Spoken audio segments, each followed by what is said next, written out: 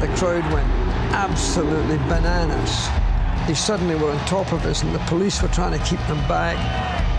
We ended up by locking ourselves in a toilet. There's no more enthusiastic a crowd of spectators than that of the Italians. They really follow the motor racing with a passion. Rien de plus populaire en Formule 1 qu'une victoire de la Scuderia Ferrari à Monza. Au-delà d'être la plus grande écurie de l'histoire du sport, Ferrari a survécu à la lente disparition des grands constructeurs italiens au cours des années 50, avec Alfa Romeo, Maserati ou encore Lancia. À ce titre, elle porte la passion de tout un pays et chacune de ses victoires sur le circuit qui a la plus grande longévité de l'histoire du championnat du monde a toujours provoqué des célébrations mémorables. Aujourd'hui, retour sur les 11 pilotes qui ont inscrit leur nom dans le cœur des tifosi.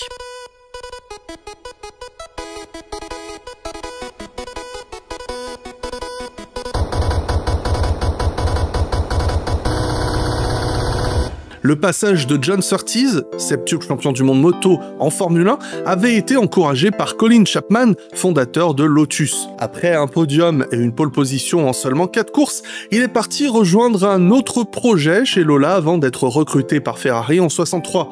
La saison 64 commence, ça tourne. Quand je parle... Non mais...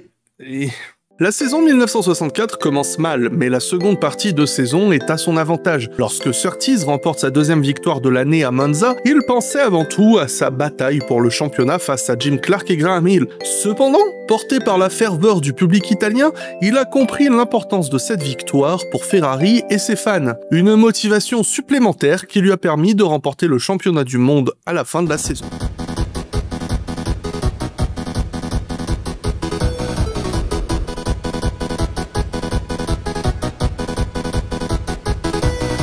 Le nom du regretté Ludovico Scarfiotti est profondément anecdotique dans l'histoire de la Formule 1, même dans la F1 des années 60. Vainqueur du Mans en 63, Scarfiotti était réputé pour ses performances en endurance, mais sa carrière en Formule 1 fut brève avec seulement 10 départs. Pour ajouter à l'incongruité de voir son nom dans une liste si prestigieuse, sa victoire à Monza en 66 a été gagnée alors que le championnat se jouait entre John Surtees, qui était parti de chez Ferrari à Cooper en courte saison, et Jack Brabham chez Brabham.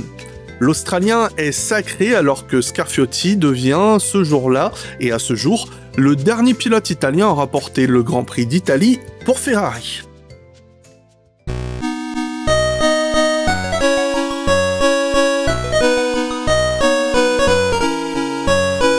Le très rapide Jody Scheckter avait rejoint Ferrari pour la saison 1979 en tant que numéro 1 et bénéficiant pour la première fois de sa carrière d'une machine capable de jouer régulièrement des victoires. Cependant, c'est son équipier Gilles Villeneuve qui s'illustre en début d'année et qui mène le championnat. En lutte contre les Ligier de Lafitte et de Paillet, puis les Williams de Jones et Reutemann, Scheckter mise sur sa grande expérience pour amasser discrètement les petits points. Qualifié 3e à Monza, il prend la tête au départ et s'envole vers son unique titre en Formule 1, le dernier de Ferrari pendant plus de 20 ans.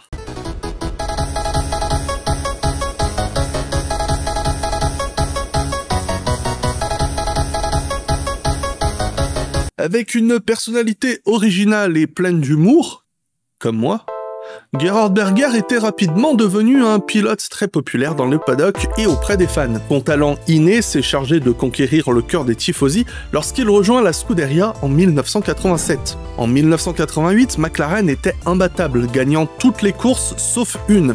Le Grand Prix d'Italie était un mois après la mort de Enzo Ferrari et se tenait dans une ambiance lourde pour son équipe. Grâce à une panne mécanique de Prost et une panne de cerveau de Senna à quelques tours de la fin, Gerhard Berger hérite de la tête de course et gagne devant son coéquipier Michele Alboreto. It's going to be a fantastic finish for the Italian Grand Prix and history is being made in 1988. Listen to the crowd. Ferrari wins. Ferrari second. And the first Italian Grand Prix since the death of the great Enzo Ferrari has seen his beloved Scarlet cars from Maranello honour his memory.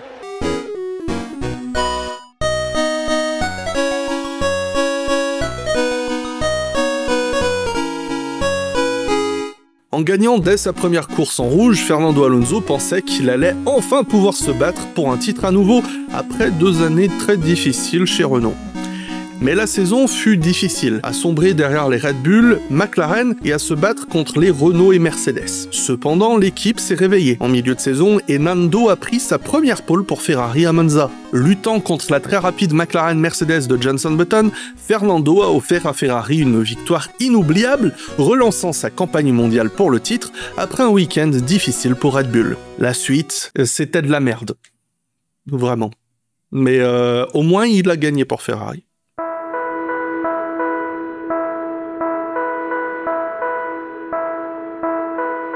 Phil Hill, le premier Américain à être couronné champion du monde, a triomphé à Monza en 1960 et 1961, marquant sa première et sa dernière victoire en Formule 1 au passage. Sa première marque la fin d'une ère, étant la dernière victoire d'une Formule 1 à moteur avant au volant de la D246 qui a gagné le titre pilote avec Mike Hawthorne en 1958.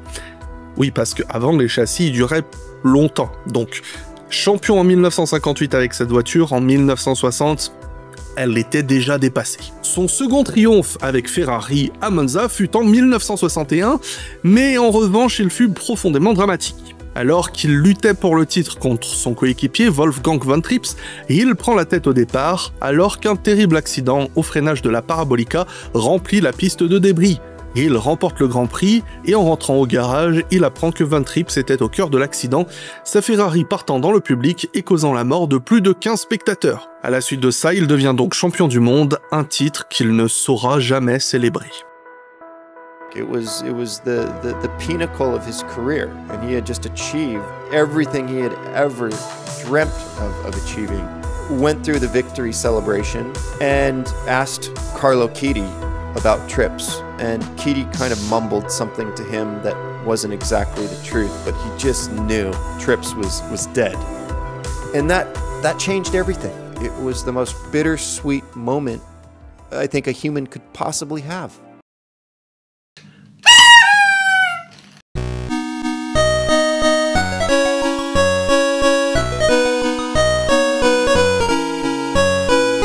Le pilote suisse Clay Regazzoni a remporté sa première victoire en Formule 1 dès son troisième départ, et ce à Monza avec Ferrari. Originaire du Tessin, il fut accueilli comme un véritable Italien, rendant ce succès d'autant plus populaire, bien que terni par le... Vas-y, je vais parler d'un mort. Il y a un pilote qui est mort. Tu te rends compte? Comme toi, un jour, tu seras mort. Et ce sera peut-être à cause de moi. Oh merde, ça tourne. Donc je disais, victoire très populaire de Regazzoni à Monza en 70, mais ternie par le décès de Jochen Rindt la veille. Cette victoire l'a placé dans la lutte au titre contre son coéquipier Jackie Hicks et Rindt, qui il n'était plus là, mais il était toujours devant, mathématiquement. Sa seconde victoire en 75 à Monza fut cruciale pour Ferrari, luttant pour le titre constructeur et ramenant justement le titre constructeur ce jour-là, un moment de célébration pour toute l'équipe, puisque Niki Lauda, qui terminait 3e ce jour-là, devenait champion du monde en même temps.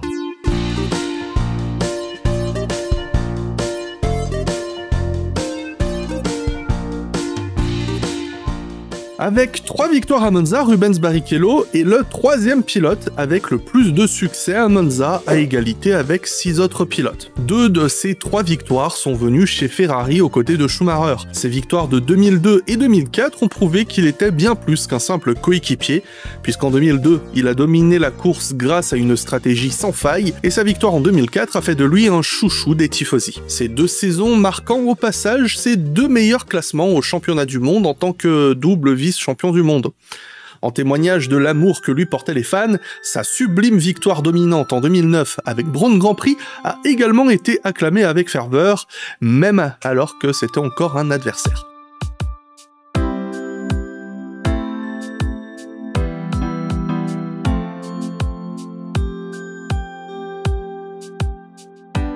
Rares sont ceux qui ont remporté Monza avec la Scuderia dès leur première saison, et Charles Leclerc en fait partie. Et il l'a fait avec la manière éclatante. Partant de la pole position, il a résisté à la pression de Lewis Hamilton quelques jours seulement après avoir remporté sa première victoire, marquée par la mort tragique de son ami Antoine Hubert lors du Grand Prix de Belgique en Formule 2.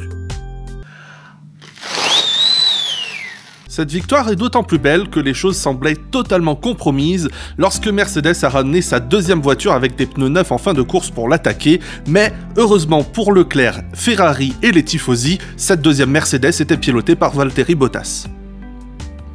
Sa victoire en 2024 était des plus inattendues, piégeant des McLaren trop confiantes et faisant un arrêt de moins. Leclerc est un cas unique puisqu'on ne bénéficie pas du recul historique, contrairement à tous les autres qu'on a abordés, mais avec 27 pôles, 8 victoires, dont 2 de ces victoires à Monza, à l'heure actuelle, nul doute qu'il a gravé son nom parmi les légendes de la Scuderia Ferrari. Même si peut-être que dans 10 ans, tout le monde aura oublié qu'il existait, c'est faux. Ah, ça te fait rager, hein, toi qui l'aimes pas, hein. Ah, t'es pas content, hein.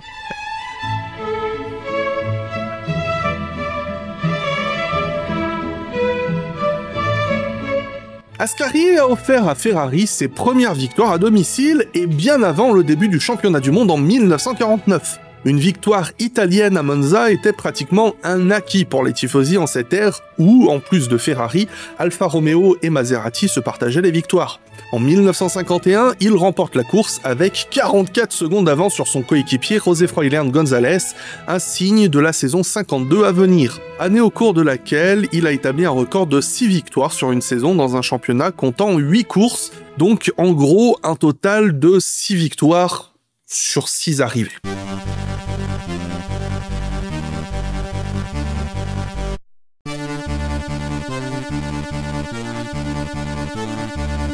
I struggled to sort of understand what it means. Ferrari, yeah, okay, it's a race car.